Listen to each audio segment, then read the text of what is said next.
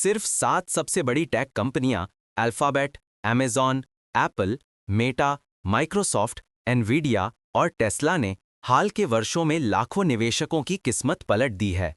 इनमें से 6 ने पिछले 5 सालों में अपनी वैल्यू दोगुनी कर दी और बाकी मार्केट को पीछे छोड़ दिया। इनकी सफलता ने इन्हें हर निवेशक के पोर्टफोलियो का केंद्र बना दिया है।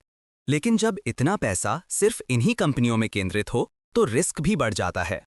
Vanguard mega cap growth ETF में निवेश करने पर आपका करीब 60% पैसा इन्हीं दिग्गजों के साथ बंध जाता है। इसका मतलब है अगर इनका ग्राफ ऊपर गया तो बड़ा फायदा, लेकिन गिरावट आई तो नुकसान भी बढ़ा। अब जानते हैं इन कंपनियों की ग्रोथ के पीछे की वजहें और ईटीएफ की असली हकीकत। इन 7 कंपनियों ने अमेरिकी स्टॉक मार्केट की दिशा बदल दी है। इनके ट्रेंड बदलते ही करोड़ों लोगों की संपत्ति में रातों रात बदलाव आ सकता है। बीते 5 सालों में इनमें निवेशकों का भरोसा लगातार बढ़ा है, पर क्या ये ग्रोथ टिकाऊ है या बस नाम का जादू है? आज निवेशकों के सामने ये सवाल है कि क्या सीधे इन कंपनियों में पैसा लगाएं या ईटीएफ जैसे किसी विकल्प से रिस्क को थोड़ा बांटें। ईटीएफ यानी एक्सचेंज ट्रेडेड फंड निवेश को आसान और किफायती बनाता है। Vanguard mega cap growth ETF में आपका बहुत बड़ा हिस्सा इन्हीं 7 कंपनियों में जाता है। साथ में कुछ और बड़ी कंपनियों की भी हिस्सेदारी है। जैसे ही आप इसमें निवेश करते हैं, पोर्टफोलियो का 60% हिस्सा उन्हीं दिग्गजों पर निर्भर हो जाता है। फायदा बड़ा, लेकिन रिस्क भी उतना ही गंभीर। इस ईटीएफ की सबसे बड़ी 3 होल्डिंग्स एनवीडिया, माइक्रोसॉफ्ट और एप्पल मिलकर 40% से ज्यादा भार रखती हैं। इनमें गिरावट आने पर पूरा फंड हिल सकता है। पिछले 1 साल में S&P 500 ने करीब 10% रिटर्न दिया। वहीं इस ईटीएफ ने 13% से ज्यादा, यानी रिटर्न अच्छा, पर जोखिम भी उसी अनुपात में। ईटीएफ में ब्रॉडकॉम, इलाई लिली और वीजा जैसी कंपनियां भी हैं, लेकिन इनकी हिस्सेदारी छोटी है। अगर मैग्निफिसेंट 7 कमजोर पड़ी तो बाकी कंपनियां फंड को ज्यादा बचा नहीं सकती। डाइवर्सिफिकेशन की बात जरूर है, पर 60% टेक सेक्टर में फंसा पैसा असली खतरा है। टेक में गिरावट आई तो बाकी कंपनियों की अच्छी परफॉर्मेंस भी पोर्टफोलियो को संभाल नहीं पाएगी। पिछले सालों में कई बार ब्रॉडकॉम जैसे स्टॉक्स चमके, फिर भी ईटीएफ की दिशा इन 7 कंपनियों के मूड पर टिकी रही। कम फीस सिर्फ 0.07% जरूर आकर्षक लगती है, लेकिन अगर मैग्निफिसेंट 7 के महंगे स्टॉक्स गिरे तो कम फीस कोई राहत नहीं देगी।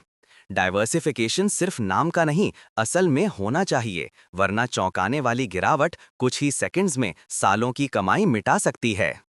अब सोचिए, क्या ज्यादा डाइवर्सिफाइड S&P 500 ईटीएफ आपके लिए बेहतर रहेगा, या आप तेज ग्रोथ की उम्मीद में जोखिम लेना चाहेंगे? सही विकल्प चुनना आपकी फाइनेंशियल फ्रीडम का रास्ता तय करता है। ईटीएफ की सबसे बड़ी ताकत है एक क्लिक में सैकड़ों कंपनियों का एक्सपोजर। S&P 500 ईटीएफ हर सेक्टर में थोड़ा थोड़ा हिस्सा देता है, जिससे रिस्क बढ़ता है।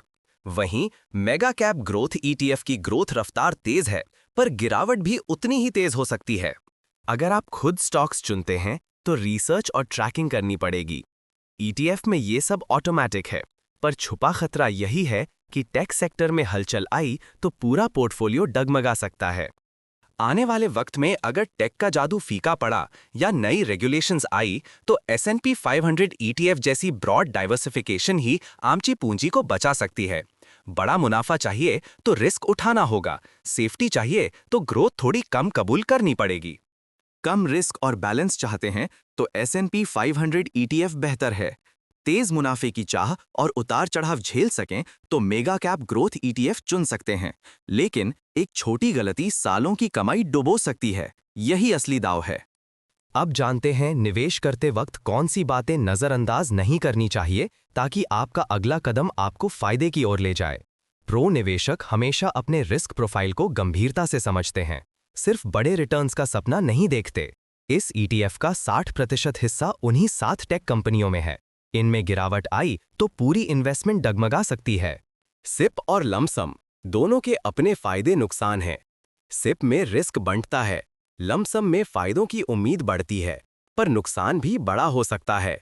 सही तरीका आपकी आर्थिक स्थिति तय करेगी। ईटीएफ में डाइवर्सिफिकेशन तो मिलता है, लेकिन अगर सारा पैसा एक ही सेक्टर में केंद्रित है तो असली फायदा नहीं मिलता। कम फीस का लालच भी धोखा दे सकता है। असली फर्क इस बात से पड़ता है कि पैसा किस जगह लगाया गया है। सही पोजीशन साइज और टाइमिंग ही बचाव का रास्ता है। मैग्निफिसेंट 7 में निवेश जितना आकर्षक है, उतना ही खतरनाक भी।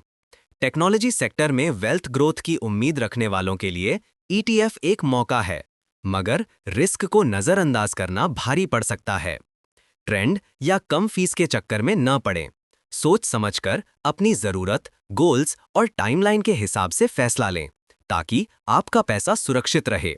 क्या आप वाकई उन खतरों को समझते हैं जो इन चमकदार नामों के पीछे छिपे हैं? छोटी सी चूक और फाइनेंशियल फ्रीडम का सपना सालों पीछे चला जाएगा।